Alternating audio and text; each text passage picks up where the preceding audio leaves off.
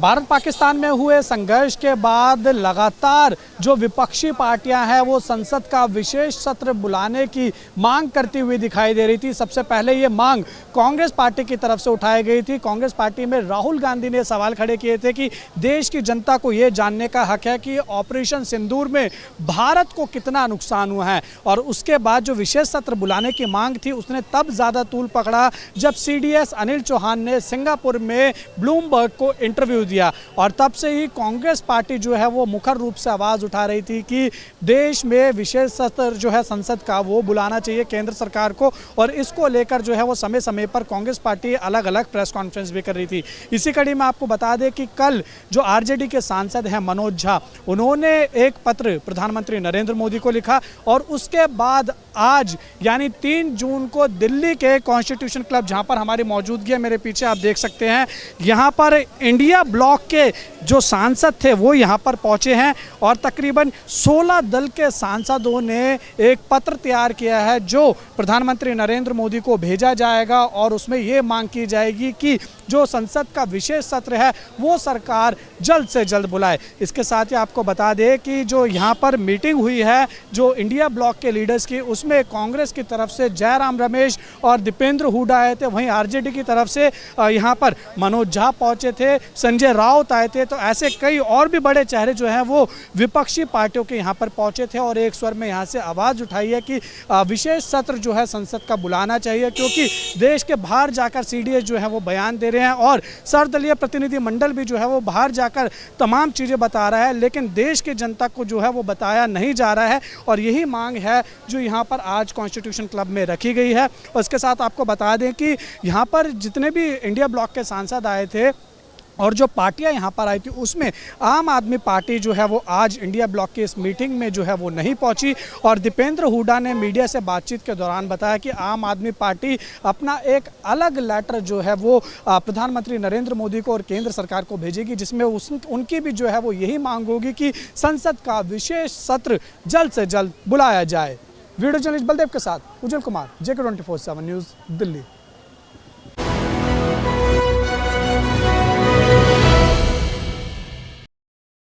नमस्कार दोस्तों, स्वागत है आपका हमारे विशेष प्रोग्राम सिटी रिपोर्टर में। और मैं देहरादून से धीरेन्द्र प्रताप सिंह आपके सामने हाजिर हूं आज की बड़ी खबर लेकर के। उत्तराखंड में आज की सबसे बड़ी खबर है मुख्यमंत्री पुष्कर सिंह धामी द्वारा हरिद्वार में 15 करोड़ की जमीन को 54 करोड़ रुपए में खरीदने के मामले में 2 IAS समेत एक PCS को सस्पेंड कर दिया गया है। मुख्यमंत्री पुष्कर सिंह धामी ने इस पर सख्त एक्शन लिया है। जैसे उन तक ये शिकायत पहुंची कि नगर निगम हरिद्वार द्वारा कूड़ा घर के पास में 15 करोड़ की जमीन को 54 करोड़ रुपए में खरीदा है, उसके बाद ही शहरी विकास विभाग ने IAS रणबीर चौहान के नेतृत्व में एक जांच कमेटी बनाई और उस एकल जांच कमेटी की जांच में जिलाधिकारी हरिद्वार करमेन सिंह, तत्कालीन मुख्य नगर अधिकारी वरुण चौधरी और एक SDM दोषी पाए गए। तीनों अधिकारियों को तत्काल प्रभाव से आज सरकार ने सस्पेंड कर दिया है और जिलाधिकारी रहे कर्मेंद्र सिंह के खिलाफ अनुशासनात्मक और प्रशासनिक कार्रवाई के लिए भी राज्यपाल ने स्वीकृति दे दी है। जिस तरह से मुख्यमंत्री ने इस पर कड़ा एक्शन लिया उससे एक नई कार्य संस्कृति बनती हुई दिखाई दे रही है और ऐसे भ्रष्टाचारी लोगों के लिए एक बड़ा मैसेज भी सरकार ने दिया है कि चाहे कितने भी बड़े पावरफुल लोग हो, कितनी भी ऊंची कुर्सी पे हो, ऊंचे ओहदे पर हो, लेकिन अगर वो भ्रष्टाचार करेंगे तो सरकार उनको छोड़ेगी नहीं। 0 टॉलरेंस ऑन करप्शन का जो मुख्यमंत्री का दावा था उस पे वो 100% खरे उतरते दिखाई दे रहे हैं। सरकार की इस कार्रवाई से जहां प्रशासनिक अमले में हड़कंप की स्थिति रही, वहीं अलग अलग क्षेत्र के लोग जो सामाजिक क्षेत्र में काम करते हैं उन्होंने इस कार्रवाई की प्रशंसा की है और कहा है कि धाकड़ धामी ने दिखा दिया कि भ्रष्टाचार पे वो 0 टॉलरेंस की नीति पे चल रहे हैं। आपको बता दें कि पिछले कुछ दिनों पहले नगर निगम हरिद्वार का एक मामला सामने आया था, जिसमें नगर निगम हरिद्वार ने कूड़ा डंपिंग प्लेस के बगल में 35 बीघा जमीन खरीदी थी, जिसकी वास्तविक कीमत 15 करोड़ थी, लेकिन उसे बाजार मूल्य दिखा करके 54 करोड़ में खरीदा गया। जिलाधिकारी हरिद्वार कर्मेंद्र सिंह ने उसको खरीदने की परमिशन दी थी, क्योंकि वे उस समय नगर निगम के प्रशासक थे और इसके साथ ही नगर निगम के मुख्य नगर अधिकारी वरुण चौधरी की इसमें अहम भूमिका थी। जांच में इन दोनों अधिकारियों के नाम सामने आए। इसके साथ साथ एक एसडीएम भी इसकी लपेटे में आए हैं और इन तीनों को ही सस्पेंड कर दिया गया है।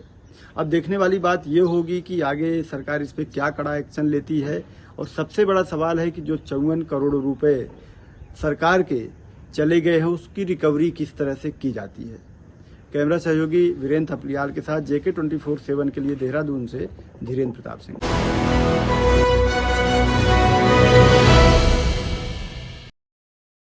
नमस्कार, आप देख रहे हैं हमारा खास कार्यक्रम सिटी रिपोर्टर। मैं हूं धनराज की राजधानी देहरादून से और बात करेंगे आज मौसम की, क्योंकि उत्तराखंड का जो मौसम है लगातार बदलता हुआ नज़र आ रहा है। हालांकि जो मौसम विभाग है, मौसम विभाग की तरफ से पहले से ही कहीं ना कहीं पूर्वानुमान जारी किया गया था और साफ तौर पे कहा गया था कि आने वाले 2 से 3 दिन उत्तराखंड के तमाम क्षेत्रों में बारिश और ओलावृष्टि देखने को मिल सकती है। वहीं पहाड़ी क्षेत्रों में भी ओलावृष्टि होने की संभावना मौसम विभाग की तरफ से जताई गई थी और आज देखिएगा कि कहीं ना कहीं मौसम विभाग की जो भविष्यवाणी की गई थी वो सच साबित होती हुई नजर आ रही है, क्योंकि उत्तराखंड के तमाम क्षेत्रों में आज हल्की फुल्की बारिश देखने को मिल रही है। और यदि बात राजधानी देहरादून की करें तो राजधानी देहरादून में भी तमाम क्षेत्रों में बारिश देखने को मिल रही है। हालांकि लोगों को गर्मी से राहत जरूर मिली है, लेकिन जिस तरीके से देखा जाए उत्तराखंड की जो 4 धाम यात्रा है वो इस समय जोरों पर चल रही है, तो ऐसे में कहीं ना कहीं यात्रियों को भी सावधानी बरतने के निर्देश प्रशासन की तरफ से दिए गए हैं। क्योंकि जब भी ऐसा मौसम होता है, बारिश होती है, तो कहीं ना कहीं भूस्खलन के मामले हों या फिर मलबा सड़कों पर आने के मामले हों, ऐसे मामले देखने को मिलते हैं और ऐसे में कहीं ना कहीं दुर्घटनाएं होने की संभावना बनी रहती है। इस तरह की जो दुर्घटनाएं हैं वो ना हो, उनसे बचा जा सके,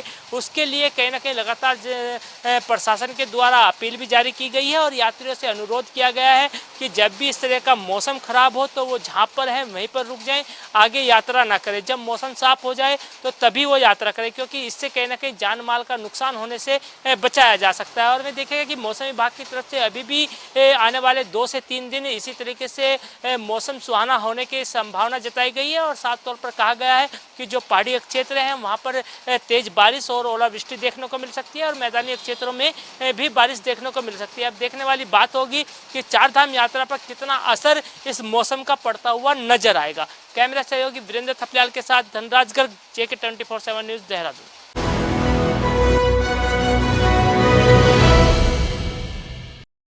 उत्तर प्रदेश के आगरा में एक दिल दहला देने वाली तस्वीर निकलकर सामने आई है, जहां पर गर्मी से निजात पाने के लिए 6 किशोरियां पास में ही गंगा नदी में स्नान करने के लिए गई थी।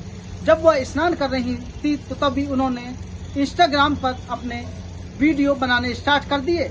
इसी दौरान कोई हादसा हो गया और उस हादसे में 6 की 6 युवतियां नदी में डूब गईं, जिसमें से उनको काफी तलाश किया गया, लेकिन जिसके बाद 4 किशोरियों के शव बरामद किए गए हैं, तो जबकि 2 किशोरियों को गंभीर हालत में नदी से निकाला गया है, जिनका उपचार पास ही के मेडिकल कॉलेज में चल रहा है और जो 4 किशोरियां थीं उनका शव पोस्टमार्टम हाउस भेज दिया गया है। आपको बता दें कि घटना के वक्त जैसे ही सूचना पुलिस को मिली तो पुलिस ने NDRF को दी और स्थानीय प्रशासन को दी, जिसके बाद पुलिस और प्रशासन ने मौके पर पहुंचकर NDRF की टीम बुलाई और जो शव थे उनको नदी से बाहर निकाला, जिनमें से 4 किशोरियों की मौके पर मौत हो गई और 2 की हालत नाजुक बताई जा रही है, जिनका उपचार अभी चल रहा है। आपको बता दें कि घटना के बाद इलाके में सनसनी फैल गई और जो तमाम लोग थे वहां पर, हजारों की तादाद में जो लोग थे वहां पर इकट्ठा हो गए। आपको बता दें कि घटना आगरा में सिकंदर थाना क्षेत्र के अंतर्गत हुई है,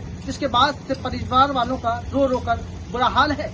तो वहीं जो 2 किशोरियां हैं जिनका उपचार चल रहा है, उनके लिए लोग दुआएं कर रहे हैं कि वो जल्द स्वस्थ होकर वापस अपने घर आ जाएं। आपको बता दें कि आगरा में हुई इस घटना के बाद से ये पूरे क्षेत्र में चर्चा का विषय बना हुआ है। आगरा से JK 24/7 न्यूज के लिए परवेंद्र लोधी।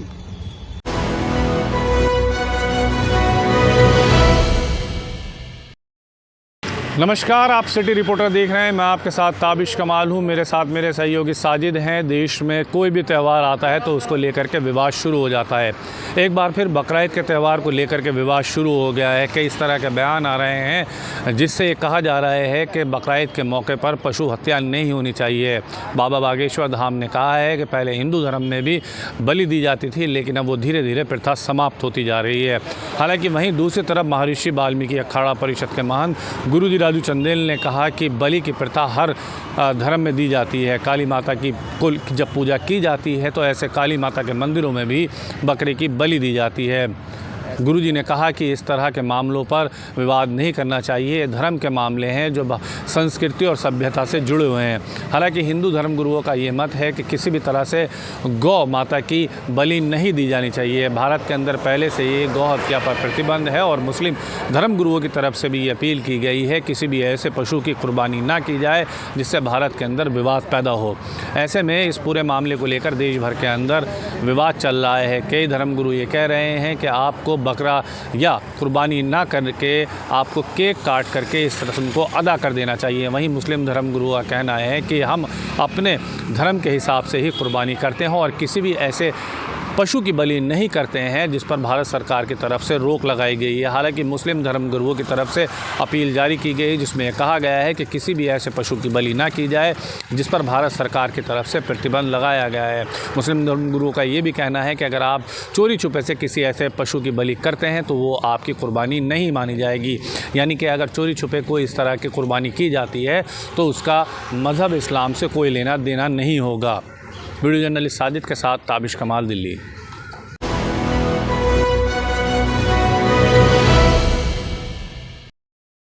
नमस्कार, आप देख रहे हैं सिटी रिपोर्टर। मैं हूं मनीष कुमार। इस वक्त जो है बिहार में जो मंत्री अशोक चौधरी है उन्होंने प्रशांत किशोर पर कटाक्ष किए हैं। उन्होंने कहा है कि प्रशांत किशोर को जो है कोर्ट में घसीटेंगे। प्रशांत किशोर के ऊपर जो है एफआईआर भी कर दिए हैं। अशोक चौधरी ने इतना ही नहीं, उन्होंने कहा कि सुप्रीम कोर्ट में भी जो है घसीट कर ले जाएंगे, क्योंकि प्रशांत किशोर का जो राजनीतिक जीवन जो है वो अभी शुरुआत हुआ है, लेकिन मेरे परिवार का राजनीतिक पर उंगली उठाने का उसका कोई अधिकार नहीं है, क्योंकि हमारे परिवार में जो मेरे पूर्वज से ही जो है राजनीतिक विरासत हमें जो है प्राप्त हुआ है। ये बात इसलिए कह रहे थे कि आप लोग को मालूम होगा कि प्रशांत किशोर जी ने, जो जनसराज पार्टी का जो नेता है प्रशांत किशोर, उन्होंने जो है पिछले दिनों अशोक चौधरी पर कटाक्ष किए थे। उन्होंने ये कटाक्ष किए थे कि अशोक चौधरी में अगर हिम्मत था तो किसी गरीब को, बेटा को या बेटी को जो है समस्तीपुर लोकसभा से टिकट देकर चुनाव लड़ाते और उसको सपोर्ट करते। लेकिन उन्होंने अपनी पुत्री को, संभावी को चुनाव लड़ाकर कहीं ना कहीं जो है ये राजनीतिक जो दल और पेच है इसको जो है उन्होंने जो है समर्थन किया है, क्योंकि परिवारवाद की जो है राजनीतिक जो है किया है। इसी से क्षुब्ध होकर जो है अशोक चौधरी ने ये बयान दिया है प्रशांत किशोर के बारे में। आप देख रहे हैं कि बिहार की जो राजनीतिक है यहाँ सब कुछ जो है ठीक ठाक नहीं चल रहा है।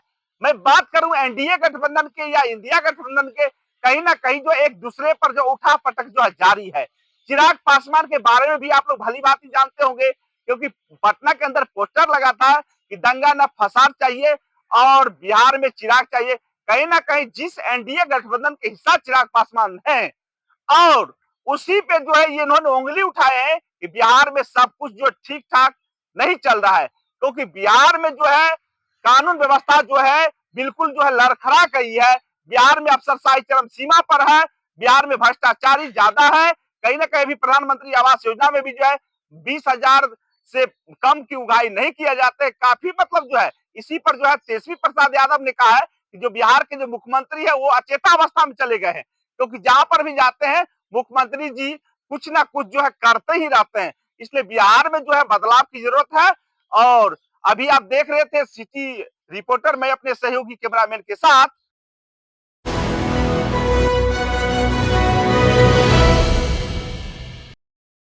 उत्तर प्रदेश की राजधानी लखनऊ में आज मौसम ने अपनी करवट ली है। मौसम की करवट कुछ ऐसी कि पिछले 9 दिन तक लगातार नौतपा चला। नौतपा में बेहद भीषण गर्मी और धूल भरी आंधी से लोग परेशान थे, जिसके बाद आज सुबह से ही मौसम ने करवट ली उत्तर प्रदेश में मौसम विभाग ने भी अलर्ट किया है कि आने वाले समय में कई स्थान ऐसे होंगे, कई ज़िले ऐसे होंगे जहां पर तेज़ आंधी बारिश आ सकती है। इसमें गाज़ियाबाद के साथ साथ पूर्वी पट्टी को भी शामिल किया गया है। उत्तर प्रदेश में मौसम ने करवट ली है, लोगों को, आम जनमानस को कहीं ना कहीं राहत मिली है। अब तक जो तापमान था वो 45 से 46 डिग्री तक जा रहा था और तापमान ने करवट लेने की वजह से लोग अपने घरों से बाहर निकल पाए। सरकारी इंतजामात की बात करें तो सरकार ने गर्मी से लोगों को राहत दिलाने के लिए जगह जगह प्याऊ का, नगर निगम ने कूलिंग जोन का इंतज़ाम किया हुआ है। लेकिन अगर बात करें मौसम की तो मौसम लगातार करवट ले रहा है। नौतपा 9 दिन लगातार उत्तर प्रदेश की सरजमी को तपाते रहे। इस भीषण गर्मी में आम जनमानस को काफ़ी समस्या का सामना करना पड़ा, जिसके बाद आज सुबह से ही उत्तर प्रदेश के तमाम शहरों के तापमान में गिरावट देखी गई है और मौसम भी पूरी तरीके से बदल चुका है। आने वाला समय जो है तकरीबन 24 से 48 घंटे मौसम विभाग ने कहा है कि मौसम लगभग चिटपुट बारिश के साथ साथ आंधी बारिश आती रहेगी, लेकिन फ़िलहाल 3 दिन तक लोगों को राहत की सांस लेने का मौका मिलेगा। उत्तर प्रदेश में अब तक जो है वो बेहद भीषण गर्म चल रही थी। इसको देखते हुए उत्तर प्रदेश के मुखिया ने भी अलर्ट किया था कि लोगों को अगर आवश्यकता ना हो तो अपने घर से बाहर ना निकलें। लेकिन अब जाकर 3 दिन जो हैं अगले, वो कहीं ना कहीं आम जनमानस को राहत देने का काम करेंगे। वीडियो जर्नलिस्ट सुमित के साथ गौरव पांडे, JK 24/7 न्यूज़, लखनऊ।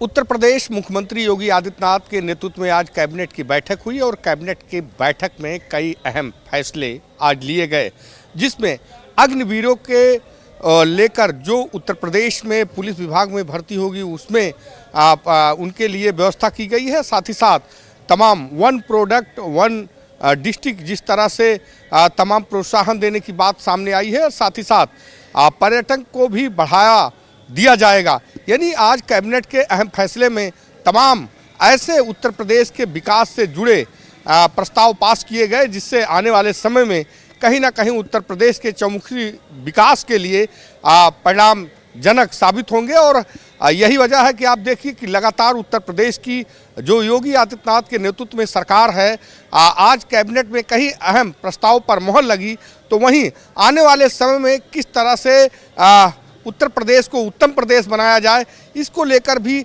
सरलता और तमाम सुगमता के साथ जो विकास है वो कैसे अंतिम पायदान के व्यक्ति तक पहुँचे, इसको लेकर भी रूपरेखा तय की गई है। साथ ही साथ ये भी कहा जा रहा है कि जिस तरह से केंद्र में नरेंद्र मोदी प्रधानमंत्री के नेतृत्व में 11 साल पूरे हुए हैं, उसको लेकर भी बीजेपी के कई बड़े नेताओं ने एक बड़ी बात कही है। ये कहा है कि जिस तरह से प्रधानमंत्री नरेंद्र मोदी के नेतृत्व में लगातार देश विकास के उस मानक मापदंडों को छू रहा है जो शायद ही अब तक की सरकारों ने ऐसा कुछ कर पाया हो। लेकिन प्रधानमंत्री नरेंद्र मोदी के नेतृत्व में लगातार देश जो है विकास के उस अग्रणी पायदान पर खड़ा होकर आज कहीं ना कहीं दुनिया में अपना कीर्ति स्थापित कर रहा है।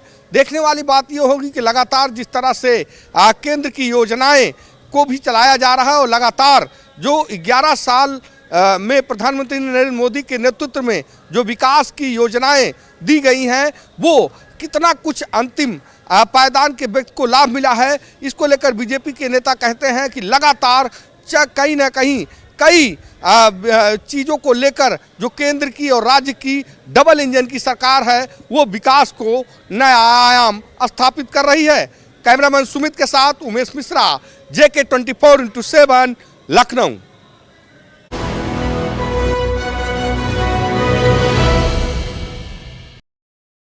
नमस्कार, आप देख रहे हैं सिटी रिपोर्टर, मेरे साथ मैं हूं संदीप गोयल।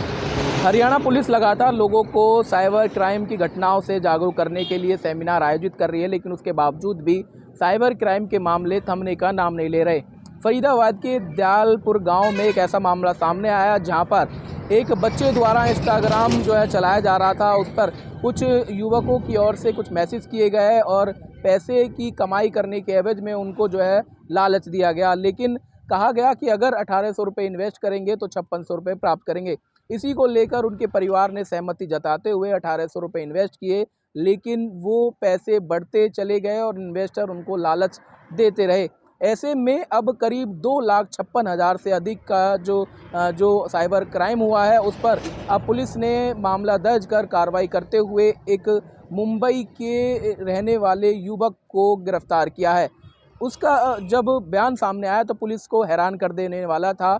उनका जो आरोपी से पूछताछ में खुलासा हुआ, उसका कहना था कि वो अपनी गर्लफ्रेंड को फ़ोन दिलाना चाहता था, इसी एवज़ में उसने इस तरह का साइबर क्राइम को वारदात को अंजाम दिया। हालांकि पुलिस लगातार आरोपियों को गिरफ्तार करने की बात कह रही है, लेकिन उसके बावजूद भी लोग अभी भी साइबर क्राइम जैसे मामलों में फंसते हुए नज़र आ रहे हैं।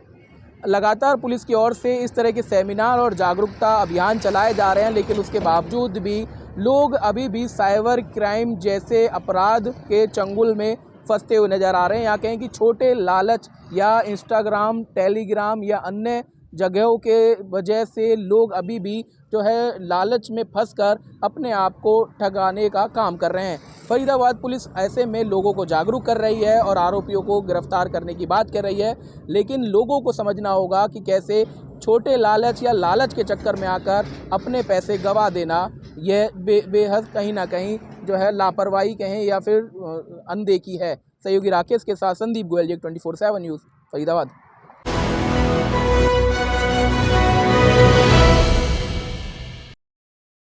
लोकेशन डाली और सीधा पाकिस्तान। नमस्कार, आप देख रहे हैं जेके 24/7 न्यूज का खास कार्यक्रम सिटी रिपोर्टर। मैं हूं इरशाद अहमद। आज की एक ऐसी खबर जो नागपुर से है। नागपुर की एक महिला ने ऐसा कारनामा कर दिखाया जिससे देश की सुरक्षा एजेंसियों को हैरानी में डाल दिया है। गूगल मैप्स की मदद से उसने कारगिल के रास्ते एलओसी पार कर दी और पहुंच गई पाकिस्तान। हम बात कर रहे हैं 43 वर्षीय सुनीता जामगढ़े की, जो पहले ही एक नर्स थी और अब घर घर कपड़े बेचने का काम करती है। 4 मई को वो अपने 12 वर्षीय बेटे के साथ नागपुर से अमृतसर के लिए रवाना हुई और फिर शुरू हुई एक रहस्यमय यात्रा।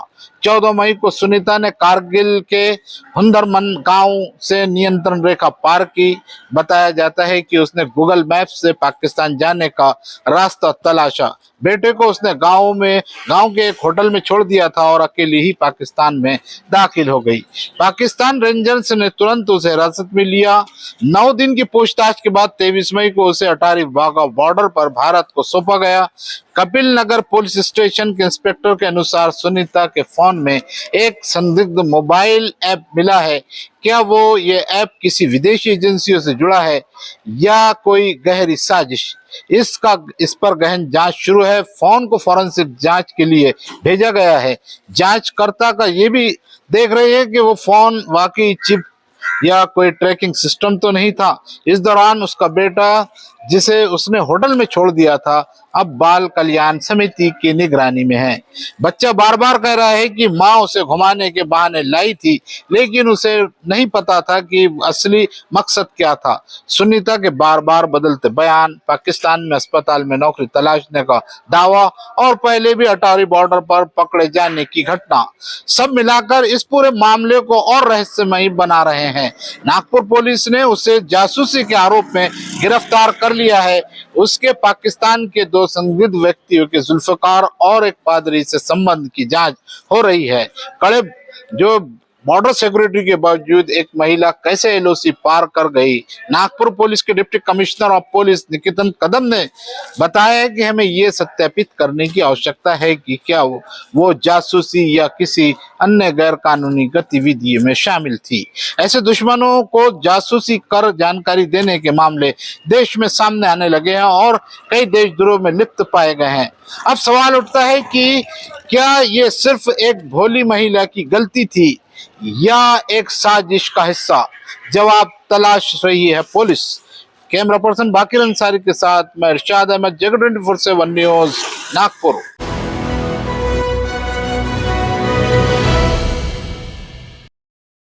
छत्तीसगढ़ के दुर्ग भिलाई जिले से दिल दहला देने वाली घटना सामने आ रही है, जहां पर डैम से डूबने से 2 लोगों की जो है मौत हो गई है। पूरा ये मामला जो है दुर्ग के मुरैना डैम का है, जहां पर नेवैया थाना क्षेत्र अंतर्गत का यह पूरा मामला है, जहां पर 4 दोस्त जो है वो पिकनिक मनाने गए थे, जहां पर चारों दोस्त जो है खाना पीना खाकर जो है नदी में जो डैम में तैरने के लिए उतरे थे। इस बीच जो है 2 दोस्त जो है गड्ढे जो गहराई में चले गए और जैसे ही इसकी सूचना जो है चारों दोस्तों ने जो है पुलिस को दी, तत्काल मौके पर जो है पुलिस वहां पर गोताखोरों को लेकर के पहुंची। उसके बाद जो है दोनों दोस्त को गहराई से निकाला। उसके बाद जो है प्राथमिक उपचार के लिए स्वास्थ्य केंद्र लेकर के जो है पुलिस उन्हें लेकर के आई, मगर तब तक काफी देर हो चुका था। डॉक्टर ने दोनों को जो है मृत घोषित कर दिया। दोनों का नाम जो है साहिल और मुनैन नाम है दोनों का। और इस पूरे हादसे के बाद जो परिवार टूट गया है, रो रो के बुरा हाल है। ऐसी घटना क्यों होती है, आखिर डैम में इस तरीके के लापरवाही क्यों सामने आई है, तमाम विषय पर जो है पुलिस जांच कर रही है। हालांकि ऐसे हादसे होने के बाद ही जब पुलिस भी मुस्तैद क्यों होती है, अब देखना ये होगा कि इस घटना पर जो है क्या निकल करके सामने आता है। कैमरामैन नोमेश के साथ शंभू राय, JK24 न्यूज, रायपुर।